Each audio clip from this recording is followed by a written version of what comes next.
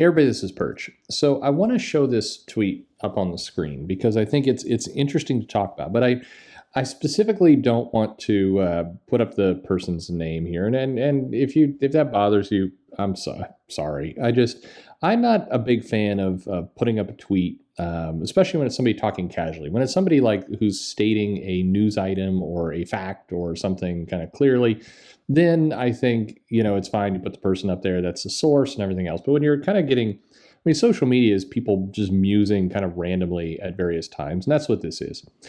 And but it's interesting to pull apart because I think it sums up a problem. And when I say a problem, I mean just in how people are using social media, how they're thinking. And I think it's illustrative because it may help explain a couple things. Because there's this dynamic between creators and fans that is just like people are ready to fight. Like the classic, the Dukes are up and people are ready to start punching. And also things seem way more dramatic. And a lot of that is social media. Social media is designed to hit on those notes. I mean, it's never part of the public prospectus or kind of how they like to go build themselves. I mean, Twitter loves to go talk about how, organizers for peaceful protests can go onto Twitter and kind of get connected to their community and help pitch in and that kind of stuff. Those are nice feel-good stories, maybe. But what they don't say is that part of their algorithm and part of their whole method, there's a lot of psychologists that go into what these social medias are. We've seen a lot of documentaries now on this fact that they actually cause damage, that they cause harm in people. And this is a good example of that. So this tweet that you see up on the screen, this is by a creator, not a huge name, but a creator who's done big two work and certainly has some comics out. And what the person here is responding is basically on Twitter, but really everywhere on social media, you have the bad take. And I'm convinced that pretty much what Twitter decides to basically trend is the bad takes. That's what they do. That's because the bad takes are the ones that get the traffic. Somebody puts out a crazy bad take on something, a comment that is kind of out from left field, and that's going to draw people in. People don't like to come into social media and write things like, hey, it's snowing outside today, but the weather forecast looks like it's going to kind of clear up tomorrow, and then we should have rain later in the week. That's not going to get a lot of attention. But if you write, there's hot, there's going to be snow today, of course, because of global warming, and the city's local infrastructure that has been putting money toward various pet projects is not going to be sufficient, and people may die. That's going to get a lot more attention. I mean, it's more dramatic. It's what social media is intended to do. The very nature behind how retweeting works, the fact that you can take somebody's tweet, you can retweet it, and you can put your own comments above. It lends itself to mocking and to poking at people. So this creator writes, I'm not going to retweet the literal 15-year-old with a bad take. And I guess in this case, there is a literal 15-year-old. I hate the word literal, by the way, and stuff. Yeah, we get it. It's a 15-year-old. Just fine. We wouldn't have to put literal if people didn't dunk on each other so much that you have to put in literal to inform people this is actually a 15-year-old you're talking about, not somebody you previously mocked for having the intelligence of a 15-year-old, but it is what it is.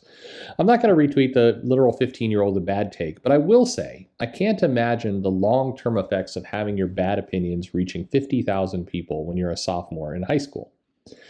Okay, sure.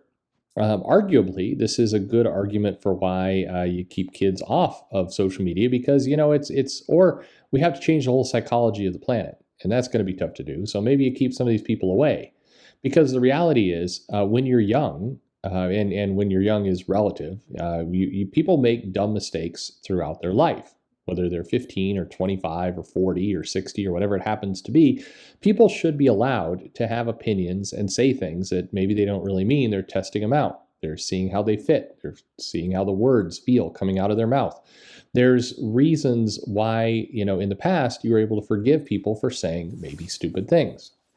Also, the problem is the way we talk and the words we use and other things change over time. There's a lot of movies you go back and you look at in the 90s, not that long ago, 30 years ago, there were movies out where, people would say various things that today are labeled horrifyingly sexist or misogynistic or racist or various other things. And that's fine. In 2021, that's maybe what the society has decided is the appropriate language, but in 1990 it wasn't. And so what is unfair is that you go back in time to the 90s, you pull something to 2021, you start kicking somebody for it, saying you should have known the words we were going to be using in 2021. That's not cool. But it is what it is. By the way, I do not smoke. I had this horrible coughing fit a while ago, but just like, I don't know, something caught in my throat. That's all it was. I was just dying. No big deal. But I don't smoke.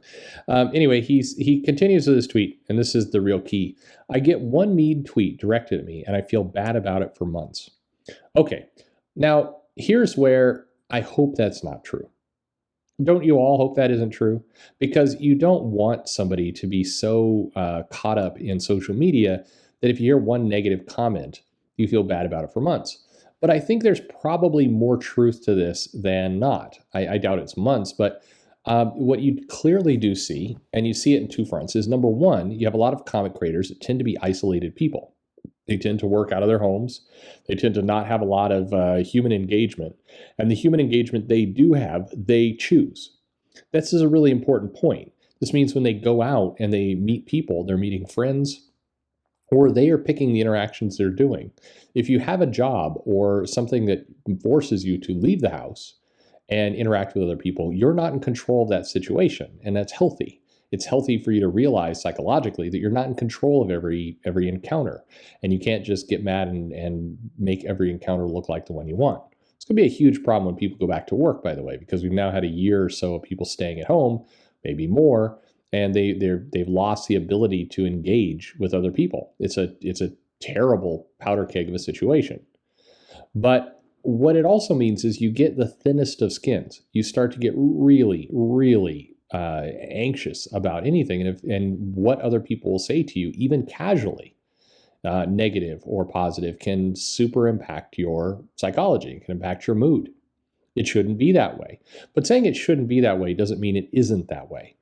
And this is the problem for a lot of comic creators, and in particular, a lot of young up-and-coming comic creators who really don't understand the industry, are relatively new to it.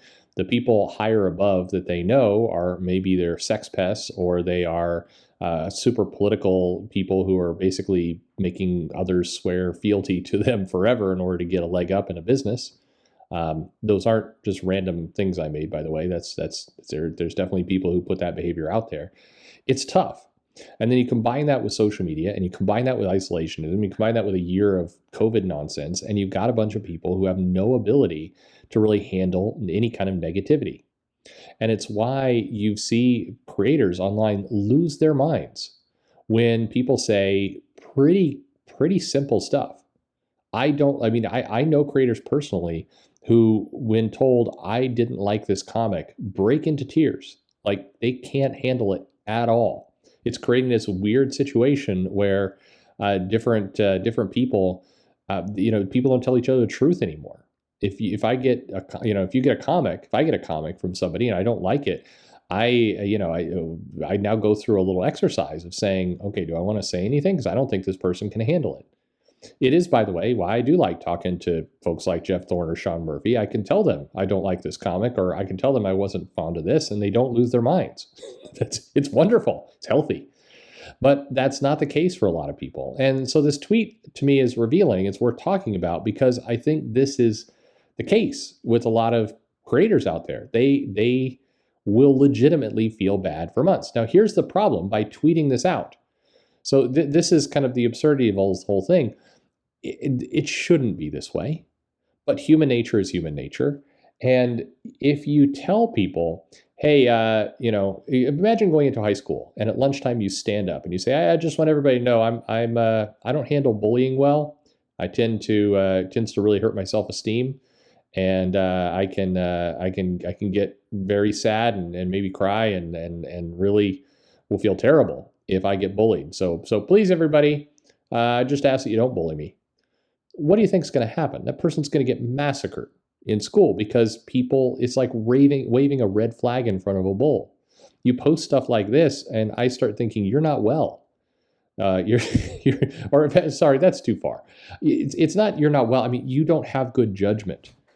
And if you're this linked up to how people talk to you on Twitter, you get off Twitter. Like, seriously, don't do this to yourself. You're just leading with your chin. An expression here which means you're begging people to punch you. And people do. A lot of the dynamic goes on with the various kind of brawls on social media is because, and I'm telling this for the creator's benefit. I'm telling you for your benefit. Why do people have videos of angry rants at your work? Because you've shown it gets to you. That's why it's people are getting a reaction in a lot of cases. You are making it very easy for people to screw with you. Now that doesn't mean I shouldn't even have to say this part, but it doesn't mean that screwing with anybody is okay. It doesn't mean that posting mean tweets, try to scream at anyone or anything. It doesn't. That none of that is good behavior. But don't open yourself up to that behavior. Do you know what I mean? You can't just walk around and say the bad people who do bad things are bad and therefore they should all stop. If you get Thanos powers and you can snap them out of existence, good for you. You can take a different strategy, but today just saying that doesn't make it true. And you need to be smarter about it. Like I said, I've seen the same sentiment described by a bunch of people. I'm just thankful, sort of, that in this case, the person decided to post it publicly. It allowed me to talk about it. Oftentimes I get stuff like this in DMs. You'd be shocked at how many people will send me messages saying, hey, what do you think about this? Is this person making fun of me? And I'm like, yes. Like, well, why would they do that? Now I can't work. It's like, oh my God, get off Twitter. Seriously, get off Twitter. And by the way, this goes for everybody. It's not just, it's not just creators who have this mentality. It's a lot of people. But when you're sitting around, you're thinking about this conflict that goes on with people. When you're thinking about these brawls that you see on social media, and everybody's like, man, I can't imagine why in the world this stuff goes on. Well, it's because people have not learned how to take criticism or mean tweets or being made fun of or whatever happens to be. They've lost that ability. And combined with that, there's people who this is entertainment sport to target and kick people like this. And I wish they wouldn't, but just saying I wish they won't make it not true. Anyway, we'll get back to comics, right? But I think this is illustrative of a lot of what goes on with comics, a lot of the dynamic that's going on right now, and certainly kind of the dynamic that goes on between creators and fans. It's not healthy. Let's stop. Let's please stop. Anyway, what do you think about all this? Let me know your comments below. Again, please, you got to understand. This isn't like, this is the way the world works. I wish we had a better world. Doesn't everyone? But this is still the way the world works. Somebody told me earlier in a text that some of my videos sound like I'm a dad trying to explain things to like a very young child. And yes. Sometimes it does, which is unfair because the majority of people I know, maybe for all I know, all of them that listen to this are not children. The sad part about if you're here listening to this, you're not, I don't think you need this message. I'm telling this to the wrong people, but the people who need to hear it aren't listening. It's crazy. Anyway, thank you for listening.